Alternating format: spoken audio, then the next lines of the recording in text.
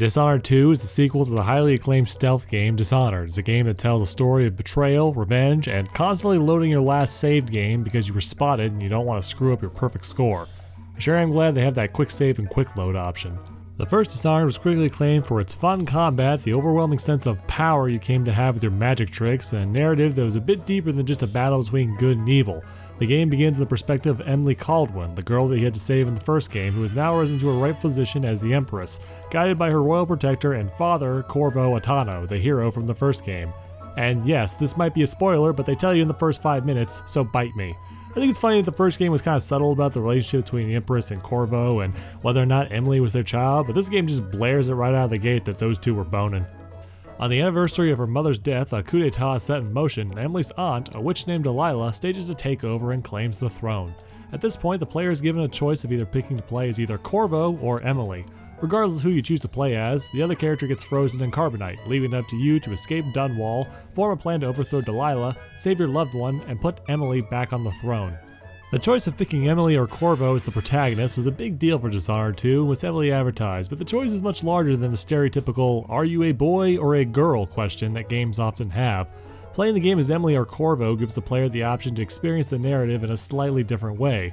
It's the same overall story regardless, but characters react differently when you're either a disgraced empress turned assassin or a dude in a scary mask. Not only that, but Emily and Corvo have vastly different magic powers that they have access to. Corvo has all the same powers that they had in the first game, with a few minor tweaks in their upgrades. Meanwhile, Emily has her own set of powers, like her own teleporting ability that also lets her grab stuff and pull it to her.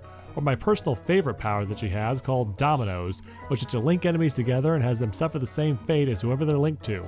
So let's say you knock one guy out and he's linked to someone else in the other end of the room, he's going down too. It's really cool. And once I had upgraded it fully, I could take out an entire room of people in seconds. Otherwise, the game plays pretty much identical to the first one, but with various improvements to allow some more freedom. You can perform non-lethal air takedowns instead of always having to creep up and choke a guy, and can even choke someone out in combat if you parry them. Though, I'm not sure if that's always been there or not, because I always avoid combat in these games because of how much I suck at it. The game also has a chaos level, returning from the first game.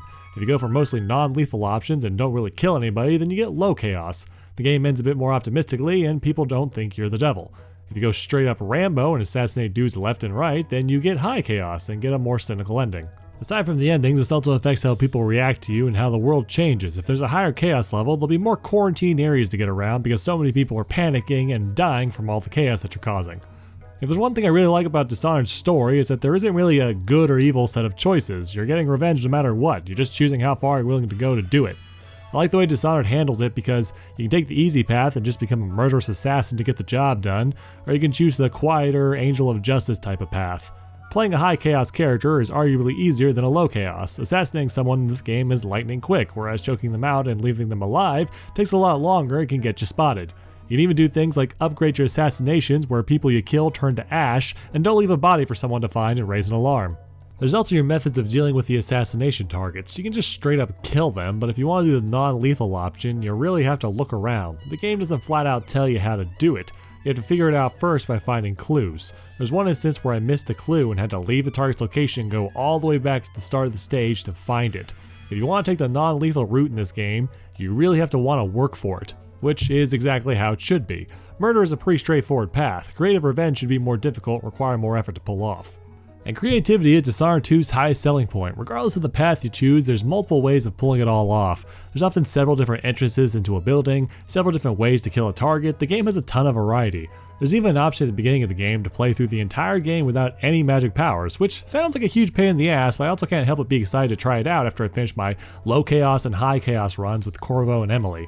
Overall, I really like Dishonored 2. It keeps the identity and themes of the first game while expanding on gameplay and giving itself a ton of replayability. It's a game that I see myself playing a lot of in the future, and I'm looking forward to it.